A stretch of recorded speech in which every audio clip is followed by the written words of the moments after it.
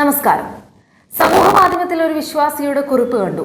13/1/2024 zero Malabar സഭയിലെ 49 പിതാക്കന്മാർ ഒപ്പുവെച്ച് സംയുക്തമായി ഇറക്കിയ സർക്കുലറാണ് ഇനി നിങ്ങളെ കാണിക്കാൻ പോകുന്നത്.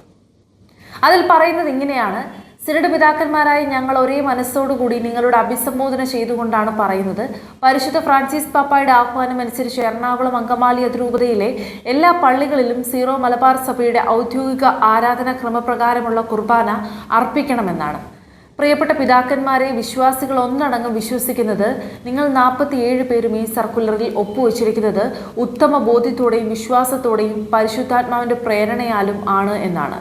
പക്ഷേ ഞങ്ങളിപ്പോൾ കേൾക്കുന്നത് നിങ്ങൾ 49 പേരിൽ 47 പേരെയും സീറോ മലബാർ സഭയെ തന്നെ വഞ്ചിച്ചുകൊണ്ടും പരിശുദ്ധ സിംഹാസനത്തെ തന്നെ വെല്ലുവിളിച്ചുകൊണ്ട് മേജർ ആർച്ച് ബിഷപ്പും അദ്ദേഹത്തിന്റെ വികാരിയായ ജോസഫ് പാംപ്ലാനി മെത്രാനും ചേർന്ന് എറണാകുളം അങ്കമാലി അതിരൂപതയുടെ കുർബാനാക്രമം അട്ടിമറിക്കാൻ ശ്രമിക്കുകയാണെന്നാണ്.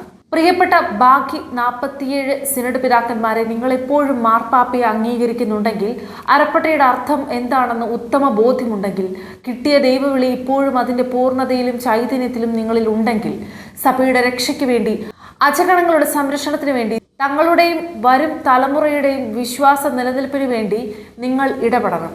ഇടയന്റെ വടിയെടുക്കേണ്ട സമയത്ത് എടുക്കണം. സഭയെ ഉപദ്രവിക്കുന്ന കുറുക്കനെയും കുറുനരിയെയും ഒക്കെ നിങ്ങൾ ഓടിച്ചുവിട്ട് നിങ്ങളെ ഭരമേൽപ്പിച്ചിരിക്കുന്ന അജഗണത്തെ സംരക്ഷിക്കണം. ഇത് വിനീതമായ ഒരു വിശ്വാസിയുടെ അപേക്ഷയാണ്.